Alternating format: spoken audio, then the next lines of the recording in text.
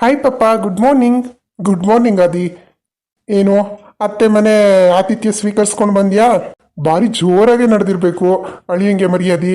ಪಪ್ಪ ಎಷ್ಟೇ ಆದರೂ ನಿಮ್ಮ ಫ್ರೆಂಡೇ ಅಲ್ವಾ, ತುಂಬ ಚೆನ್ನಾಗಿ ನೋಡ್ಕೊಂಡ್ರು. ಸರಿನಪ್ಪ. ಆಗಿದ್ರೆ ಇದು ದೀಪ್ತಿ ಹೇಳ್ತಾ ಇದ್ಲು, ದೀಪ್ತಿ ನೆನ್ನೆನೂ ಹಂಗಂತ ಅಂದ್ಲು. ಪಪ್ಪ ಆದಷ್ಟು ಬೇಗ ಮೆಟೀರಿಯಲ್ಸ್ ಎಲ್ಲ ತರಬೇಕಪ್ಪ, ಮತ್ತು ಕೆಲವೊಂದು ಡ್ರೆಸ್ಗಳೆಲ್ಲ ರೆಡಿನೇ ತಂದ್ಬಿಡೋಣ, ಇನ್ನು ಕೆಲವೊಂದಷ್ಟು ಮೆಟೀರಿಯಲ್ ತಂದು ನಾನೇ ಸ್ಟಿಚ್ ಮಾಡ್ತೀನಿ ಅಂತ ಹೇಳ್ತಿದ್ಲು. ಇವತ್ತು ನೀನೇನು ಆಫೀಸಿಗೆ ಬರೋಕ್ಕೆ ಹೋಗಬೇಡ, ಅವಳನ್ನ ಕರ್ಕೊಂಡು ಎಲ್ಲ ಕಡೆ ಹೋಗಿ ಒಂದು ಸ್ವಲ್ಪ ವಿಚಾರಿಸ್ಕೊಂಡು ಅದೇನೇನು ಬೇಕೋ ಅವಳಿಗೆ ಕೊಡಿಸ್ಬಿಡಪ್ಪ. ಹಾಂ ಹೌದು ಪಪ್ಪ, ನನಗೂ ಹೇಳಿದ್ಲು ನೋಡಿ, ನಾನು ಗಡಿಬಿಡಿನಲ್ಲಿ ಮರ್ತೇ ಬಿಟ್ಟಿದ್ದೆ. ಸರಿ ಪಪ್ಪ, ಆಯ್ತಾಗಿದ್ರೆ ಹಂಗಾದ್ರೆ ಆಫೀಸ್ಗೆ ನೀವು ಹೋಗಿರಿ. ನಾನು ಎಲ್ಲ ಕೆಲಸ ಮುಗೀತು ಬೇಗ ಅಂತಂದರೆ ನಾನು ಬರ್ತೀನಿ ಮಧ್ಯಾಹ್ನ. ಹಾಂ ಹಾಂ ಬರುವಂತೆ ಇದ್ದಿದ್ದೆ ಅಲ್ವಾ, ಅರಿಬಿರಿ ಮಾಡೋಕೆ ಹೋಗ್ಬೇಡ ಅವಳಿಗೂ. ಬೇಗ ತಗೋ ಬೇಗ ತಗೋ ಅಂತ ಸ್ವಲ್ಪ ನಿಧಾನಕ್ಕೆ ನೋಡಿ ತಗೊಳ್ಳಿ. ಮೆಟೀರಿಯಲ್ಸು ಮತ್ತು ಡ್ರೆಸ್ಗಳು ಆದಷ್ಟು ಚೆನ್ನಾಗಿರೋದೇ ತಗೊಳ್ಳಿ. ಬೇಕಿದ್ರೆ ಇವಾಗ ಸದ್ಯದಲ್ಲಿ ಅಷ್ಟೊಂದು ಲಾಭ ಇಟ್ಕೊಳ್ದೆ ಹೋದ್ರೂ ಒಳ್ಳೆ ಕ್ವಾಲಿಟಿ ಬಟ್ಟೆಗಳು ಕಮ್ಮಿ ರೇಟಿಗೆ ಸಿಕ್ತು ಅಂತಂದರೆ ಕಸ್ಟಮರ್ಸು ಜಾಸ್ತಿ ಆಗ್ತಾರೆ. ಆಮೇಲೆ ಬೇಕಿದ್ರೆ ಪ್ರಾಫಿಟ್ ಇಟ್ಕೊಂಡು ಮಾರ್ಬೋದು. ಹಾಂ ನೀವು ಹೇಳೋದು ನಿಜ ಪಪ್ಪ. ನೋಡೋಣ ಬಿಡಿ, ಇದರಲ್ಲೆಲ್ಲ ಎಕ್ಸ್ಪೀರಿಯನ್ಸ್ ಇದೆಯಲ್ಲ ದೀಪ್ತಿಗೆ. ದೀಪ್ತಿ ಏನಂತೇಳಿ ಅದ್ರ ಮೇಲೆ ಡಿಪೆಂಡು. ಏನೋ ಅಪ್ಪ ಮಗ ಇಬ್ರು ದೀಪ್ತಿ ದೀಪ್ತಿ ಅಂತ ಇದ್ದೀರಾ, ಏನಾಯ್ತು?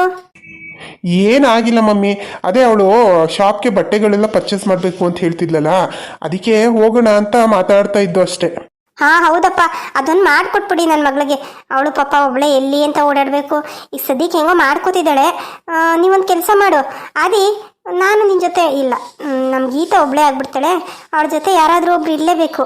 ಈ ಮಂಜುಳಮ್ಮ ಬೇರೆ ಇವತ್ತು ಬಂದಿಲ್ಲ. ಸರಿಯಾಗಿದ್ರೆ ನೀನು ದೀಪ್ತಿ ಇಬ್ರು ಹೋಗಿ ಅದೇನು ಮೆಟೀರಿಯಲ್ಸ್ ಇದೆ ತಗೊಂಡು ಬಂದ್ಬಿಡಿ, ಆಯ್ತಾ? ಹಾಂ ಹೌದು ಮಮ್ಮಿ, ಅದ್ರ ಬಗ್ಗೆನೇ ಮಾತಾಡ್ತಾ ಇದ್ದೆ. ಎಲ್ಲಿ ದೀಪ್ತಿ? ಅವಳ ಕಿಚನಲ್ಲಿ ಇದ್ದಾಳೆ. ಅವಳಿಗೇನೋ ಇವತ್ತು ಪಾಯಸ ತಿನ್ಬೇಕು ಅನಿಸ್ತಂತೆ, ಅದಕ್ಕೆ ನಾನೇ ಪಾಯಸ ಮಾಡ್ಕೋತೀನಿ ಅಂತ ಹೋಗಿದ್ದಾಳೆ. ಏನು ಪಾಯಸ ಮಾಡಕ್ಕೆ ಹೋಗಿದ್ದಾಳ?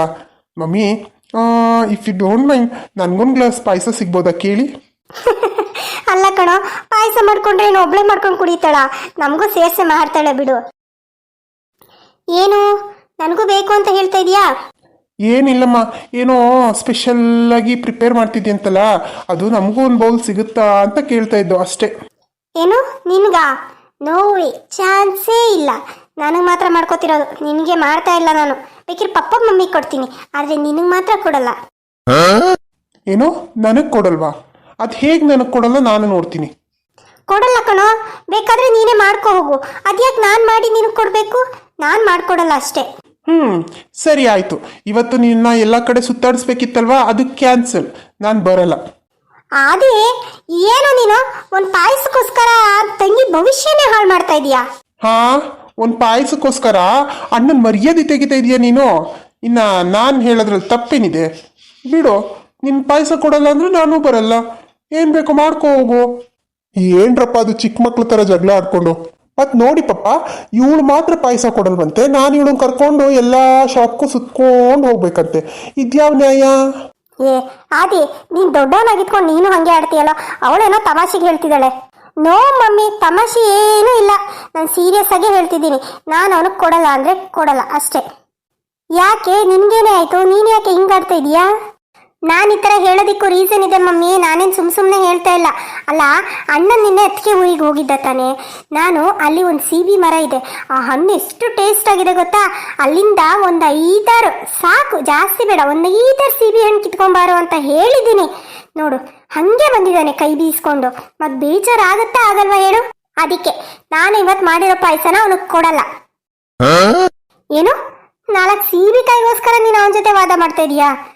ಯಾಕೆ ಇಲ್ಲೆಲ್ಲೂ ಸಿಗಲ್ವಾ? ಇಲ್ಲಿ ಸಿಗುತ್ತೆ ಮಮ್ಮಿ, ಅದೇ ಆ ಸೀಬಿಕಾಯಿ ಟೇಸ್ಟ್ ಇದೆಯಲ್ಲ, ವಾ ಸೂಪರ್. ನಾನಂತೂ ಇಷ್ಟು ದಿನ ಇಲ್ಲಿ ಸೀಬಿ ಹಣ್ಣು ತಿಂದಿದ್ದೀನಿ, ಆದರೆ ಆ ಟೇಸ್ಟ್ ನನಗೆ ಇದುವರೆಗೂ ಸಿಕ್ಕಿಲ್ಲ ಮಮ್ಮಿ. ಅದಕ್ಕೆ ನಾನು ಇವ್ನಿಗೆ ಹೇಳೋ ಬದಲು ಅತ್ತಿಗೆಗಾದರೂ ಹೇಳಿದರೆ ಅವರಾದರೂ ಕಿತ್ಕೊಂಡ್ಬರ್ತಾಯಿದ್ರು. ಬಟ್ ಇವನ ಹತ್ರ ಹೇಳಿ ಕಳಿಸಿದ್ದೀನಿ, ಇವನು ಮರ್ತ್ಕೊಂಡು ಹಾಗೆ ಬಂದಿದ್ದಾನೆ. ಅಮ್ಮ ತಾಯಿ, ನಿನಗೆ ಸೀಬಿಕಾಯಿ ತಾನೇ ಬೇಕು, ಬೇಕಾದರೆ ನಿನ್ನನ್ನೇ ಕರ್ಕೊಂಡು ಹೋಗ್ತೀನಿ. ನಿನಗೆ ಎಷ್ಟು ಬೇಕೋ ಕಿತ್ಕೊಂಡು ಮನಸ್ಫೂರ್ತಿಯಾಗಿ ಖುಷಿಯಾಗಿ ಬರುವಂತೆ ಬಿಡು. ಎಲ್ಲರೂ ಆಸ್ತಿಗೋಸ್ಕರ, ದುಡ್ಡಿಗೋಸ್ಕರ, ಒಡವೆಗೋಸ್ಕರ ಕಿತ್ತಾಡ್ತಾರೆ. ನೀನು ನನ್ನ ತಂಗಿ ಅಬ್ಬಬ್ಬಬ್ಬಬ್ಬಾ 4 ಸೀಬಿಕಾಯಿಗೋಸ್ಕರ ಕಿತ್ತಾಡ್ತಾ ಇದೆಯಲ್ಲ ಅಣ್ಣನ ಜೊತೆ. ಗ್ರೇಟ್ ಗ್ರೇಟ್ ಕಣೆ ದೀಪ್ತಿ, ಗ್ರೇಟ್. ಅಣ್ಣ ನನ್ಗೆ ಯಾಕೋ ಬೇಕು ನಿಮ್ಮ ಆಸ್ತಿ? ನೋಡು ಹೆಂಗೋ ನಾನು ಕೆಟ್ಟು ಬಂದಾಗ ನನಗೆ ಆಶ್ರಯ ಕೊಟ್ಟಿದ್ದೀರಾ, ಬದುಕೋದಿಕ್ಕೆ ಒಂದು ದಾರಿನೂ ರೂಪಿಸ್ಕೊಡ್ತಾ ಇದ್ದೀರಾ. ಅಂಥದ್ರಲ್ಲಿ ನಾನು ಯಾಕೆ ನಿಮ್ಮ ಜೊತೆ ವಾದ ಮಾಡಲಿ? ನಾನು ಸುಮ್ಮನೆ ಹಾಗೆ ತಮಾಷೆ ಮಾಡಿದೆ ಅಷ್ಟೇ. ಆದರೂ ನಿನ್ನ ಸೀಬಿಕಾಯಿ ಮರ್ತು ಬಂದಿದ್ದು ನನಗೆ ತುಂಬ ಬೇಜಾರಾಯಿತು ಕಣೋ. ನಿನಗೆ ಪಾಯಸ ನಾನು ಕೊಡ್ತೀನಿ, ಓಕೆನಾ? ಆಮೇಲೆ ಅಣ್ಣ ಇವತ್ತು ಹೋಗಬೇಕು ಕಣೋ, ಆ ಶಾಪ್ಸ್ಗೆಲ್ಲ ಹೋಗಿ ನಾನು ಮೆಟೀರಿಯಲ್ಸ್ ಎಲ್ಲ ತೊಗೊಂಡು ಬರಬೇಕು. ಹಾ ನೆನಪಿದೆ ಅಮ್ಮ, ನೆನಪಿದೆ. ಪಪ್ಪನೂ ಈಗ ಅದನ್ನೇ ಹೇಳ್ತಾ ಇದ್ರು. ಆಯ್ತು, ನೀನು ಬೇಗ ರೆಡಿಯಾಗು, ಮತ್ತೆ ಹೊರಡೋಣ. ನಾನೇನು ರೆಡಿನೇ ಇದ್ದೀನಿ, ನೀನೇ ಇನ್ನೂ ರೆಡಿಯಾಗಿಲ್ಲ. ನನಗೆ ಹೇಳಕ್ ಬಂದಿದೀಯಾ? ಈಗ ಹೋಗಿ ಪಟ್ ಅಂತ 5 ನಿಮಿಷದಲ್ಲಿ ರೆಡಿಯಾಗಿ ಬರ್ತೀನಿ ನೋಡು. ಅಲ್ಲ ನೋಡಮ್ಮ ನಿನ್ನ ಮಗಳ ಕತೆಯ. ಆದಿ ಯಾವತ್ತೂ ಈ ಮಾತು ಹೇಳಿಲ್ಲ ಅಲ್ಲ, ನನಗೆ ಗೊತ್ತು ನೀನು ಆ ಥರ ಅಲ್ಲ ಅಂತ. ಆದರೂ ಇವತ್ತು ನಿನ್ಗೊಂದು ಮಾತು ಹೇಳಬೇಕು ಅಂತ ಅನಿಸ್ತಾ ಇದೆ ಕಣಪ್ಪ. ಹೇಳ, ಏನು ಬೇಜಾರು ಮಾಡ್ಕೊಳ್ಳಲ್ಲ ತಾನೆ? ಯಾಕಮ್ಮ, ಏನು ವಿಷಯ? ನೋಡು ಅದಿ, ದೀಪ್ತಿ ಜೀವನನೂ ಈ ಥರ ಆಗುತ್ತೆ ಅಂತ ನಮಗೂ ಗೊತ್ತಿರಲಿಲ್ಲ ಅಲ್ಲ. ಅಕಸ್ಮಾತ್ ನಾವಿದ್ದಂಥ ಕಾಲಕ್ಕೆ ನಾವು ನೋಡ್ಕೋತೀವಿ, ನಾವು ಇಲ್ಲದೇ ಇದ್ದಂಥ ಕಾಲಕ್ಕೆ ಅವಳನ್ನ ಕೈ ಬಿಡ್ಬೇಡ ಕಣಪ್ಪ. ಅವಳ ಕಷ್ಟದಲ್ಲಿ ಸುಖದಲ್ಲಿ ಯಾವಾಗಲೂ ನೀನು ಅವಳ ಜೊತೆನಲ್ಲೇ ಇರು. ಅಮ್ಮ, ಎಂಥ ಮಾತು ಅಂತ ಆಡ್ತಾ ಇದೀಯಾ? ನೋಡು, ದೀಪ್ತಿ ನನ್ನ ತಂಗಿ ಅಲ್ಲಮ್ಮ, ನನ್ನ ಮೊದಲನೇ ಮಗಳು. ನಾನು ಅವಳನ್ನ ತುಂಬ ಚೆನ್ನಾಗಿ ನೋಡ್ಕೋತೀನಿ. ನೀವು ಅದ್ರ ಬಗ್ಗೆ ಏನೂ ಯೋಚನೆ ಮಾಡಬೇಡಿ. ಹಾಗೆ ನೀವು ಕೂಡ ನಮ್ಮ ಬಿಟ್ಟೆಲ್ಲೂ ಹೋಗಲ್ಲ. ನಾನು ಬದುಕಿರೋವರೆಗೂ ನೀವು ನನ್ನ ಜೊತೆನಲ್ಲೇ ಇರಬೇಕು, ಏನೋ? ಅಲ್ಲಪ್ಪ, ಮನುಷ್ಯಂಗಿಷ್ಟು ಆಯಸ್ಸು ಅಂತ ದೇವ್ರು ಬರೆದು ಕಳಿಸಿರ್ತಾನೆ. ಅದಕ್ಕೆ ಮೀರಿ ನಾವು ಇಲ್ಲಿರೋಕ್ಕಾಗತ್ತಾ? ಅದಿದ್ರೂ ಅದು ಪ್ರಕೃತಿಗೆ ವಿರುದ್ಧ ಅಲ್ವಾ? ಬಿಡು, ಅದ್ರ ಬಗ್ಗೆ ಮಾತು ಯಾಕೆ? ನೋಡು, ನೀನು ದೀಪ್ತಿನ ಚೆನ್ನಾಗಿ ನೋಡ್ಕೊಂಡ್ರೆ ಅಷ್ಟೇ ಸಾಕು ಕಣಪ್ಪ. ಒಂದು ಹೆಣ್ಮಗು ಬೇರೆ ಇದೆ, ನಡುನೀರಲ್ಲಿ ಅವಳು ಗಂಡ ಕೈ ಬಿಟ್ಬಿಟ್ಟ. ಈಗ ಅವಳಿಗೆ ನಾವೇ ದಿಕ್ಕು. ಸರಿ ಅಮ್ಮ, ಆಯಿತು, ನೀನೇನು ಯೋಚನೆ ಮಾಡಬೇಡ. ನಾವೇನೇ ಕಿತ್ತಾಡ್ಬೋದು, ಕಾಲು ಎಳೆದಾಡ್ಬೋದು, ಆದರೆ ಒಬ್ರನ್ನೊಬ್ರು ಯಾವತ್ತೂ ಬಿಟ್ಕೊಡಲ್ಲ. ನೀನು ಅದ್ರ ಬಗ್ಗೆ ಯೋಚನೆ ಮಾಡಬೇಡ. ನನ್ನ ಮಕ್ಕಳ ಮೇಲೆ ನನಗೆ ನಂಬಿಕೆ ಇದೆ ಕಣಪ್ಪ. ಸರಿ ಆಯಿತು. ಗೀತಾ ಏನು ಮಾಡ್ತಿದ್ದಾಳೆ? ಅಯ್ಯೋ ಅಮ್ಮ, ಅವಳದು ಹಾಸ್ಪಿಟ್ಲದ್ದು ಚೆಕಪ್ ಇತ್ತಲ್ಲ, ಡಾಕ್ಟರ್ ಕಾಲ್ ಮಾಡಿದ್ದು. ಅವರೇನೋ ಇವತ್ತು ಬ್ಯುಸಿ ಇದ್ದಾರೆ, ನಾಳೆ ಬನ್ನಿ ಅಂತ ಅಂದರು. ಹಾಗಾಗಿ ಇವತ್ತೇನೋ ಹೋಗ್ತಾ ಇಲ್ವಲ್ಲ ಅಂತ ಹೇಳ್ಬಿಟ್ಟು ಮಲ್ಕೊಂಡಿದ್ದಾಳೆ. ಹುಷಾರಾಗಿದ್ದಾಳೆ ತಾನೇ? ನೆನ್ನೆ ಜರ್ನಿ ಮಾಡಿ ಬಂದ್ಲಲ್ಲ, ಏನಾದರೂ ಸೊಂಟ ನೋವು ಅಂತಿದ್ಲಲ್ಲ, ಜಾಸ್ತಿ ಏನಾದರೂ ಸೊಂಟ ನೋವಾಗಿತ್ತಾ? ಇಲ್ಲ ಹಾಗೇನಿಲ್ಲಮ್ಮ, ಆರಾಮಾಗಿದ್ದಾಳೆ. ಸರಿ ಆಯಿತು. ಆಮೇಲೆ ಸ್ವಲ್ಪ ಫ್ರೂಟ್ಸ್ ತೊಗೊಂಡೋಗಿ ಕೊಟ್ಬಿಟ್ಟು ಮಾತಾಡ್ಸ್ಕೊಂಬರ್ತೀನಿ ಬಿಡು. ಸರಿಯಮ್ಮ, ಹಂಗಿದ್ರೆ ಪಪ್ಪ ಆಫೀಸ್ಗೆ ಹೋಗ್ತಾರೆ, ನಾನು ದೀಪ್ತಿ ಕರ್ಕೊಂಡೋಗಿ ಅದೇನೇನಿದೆ ಮೆಟೀರಿಯಲ್ಸ್ ಎಲ್ಲ ನೋಡ್ಕೊಂಬರ್ತೀನಿ. ಆಯ್ತಪ್ಪ. ನೋಡು, ಬೆಲೆ ಸ್ವಲ್ಪ ಜಾಸ್ತಿ ಆದರೂ ಪರವಾಗಿಲ್ಲ, ಒಳ್ಳೆ ಮೆಟೀರಿಯಲ್ಸ್ ತಂದು ಹಾಕಿದ್ರೆ ವ್ಯಾಪಾರ ಚೆನ್ನಾಗಿ ಆಗೇ ಆಗುತ್ತೆ. ಹಾಂ ನನಗೆ ಗೊತ್ತಮ್ಮ, ಮೆಟೀರಿಯಲ್ಸ್ ಎಲ್ಲಿ ಚೆನ್ನಾಗಿದೆ ಅಂತ ಗೊತ್ತು. ಕೆಲವೊಂದು ಕಡೆ ವಿಚಾರಿಸಿ ಇಟ್ಕೊಂಡಿದ್ದೀನಿ, ಅಲ್ಲಿಗೆ ಕರ್ಕೊಂಡು ಹೋಗ್ತೀನಿ. ನೋಡಲಿ, ಅವಳು ನೋಡಿ ಇಷ್ಟ ಆಯಿತು ಅಂದರೆ ತಗೊಳ್ಳಿ ಬಿಡು. ಸರಿ, ಹಾಗಿದ್ರೆ ಗಂಗು, ನಾನು ಹಂಗಾದ್ರೆ ರೆಡಿಯಾಗಿಬಿಡ್ತೀನಿ, ಟಿಫನ್ ಕೊಟ್ಬಿಡು. ಹಾಂ ಸರಿ ರೀ, ಆಯಿತು. ಟಿಫನ್ ಇವತ್ತು ಉಪ್ಪಿಟ್ಟು ಮಾಡಿದ್ದೀನಿ ರೀ, ಸ್ವಲ್ಪ ಅಡ್ಜಸ್ಟ್ ಮಾಡ್ಕೊಳ್ಳಿ. ಹೋಗೋ ಮಾರಾಯ, ಈ ಮಂಜುಳಮ್ಮ ರಜಾ ಹಾಕ್ತಾಗಿಲ್ಲ ಬರೀ ಉಪ್ಪಿಟ್ಟು ಅನ್ಕೊಂಡು ನನ್ನ ಸಾಯಿಸ್ತಿಯಲ್ಲೇ. ಅದೊಂಥರ ಕಾಂಕ್ರೀಟ್ ಥರ, ಎಷ್ಟು ನೀರು ಕುಡಿದ್ರೂ ಸಾಕಾಗಲ್ಲ, ಹೊಟ್ಟೆಲ್ಲ ಬಿಗ್ಗಿಯಾಗಿ ಕೂತ್ಬಿಡುತ್ತೆ. ಆ ಉಪ್ಪಿಟ್ಟು ಯಾಕೆ ಮಾಡ್ತೀಯ ನೀನು?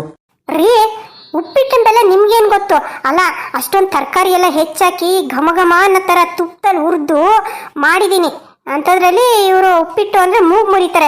ಹಾಗೆ ಬಾಯಲ್ಲಿಟ್ಟು ನೋಡಿ, ಒಂದು ಸ್ಪೂನ್ ಬಾಯಲ್ಲಿ ಇಡ್ತಿದ್ದಂಗೆನೇ ಆಹಾ ವಾ ಸೂಪರ್ ಅನ್ನಲಿಲ್ಲ ಅಂತಂದರೆ ಕೇಳಿ ಆಗ. ಅಯ್ಯೋ, ದೇನ್ ಸೂಪರ್ ಅಂತೀನೋ ಅಪ್ಪ ಅಂತೀನೋ, ನಾ ದೇವ್ರಿಗೆ ಗೊತ್ತು.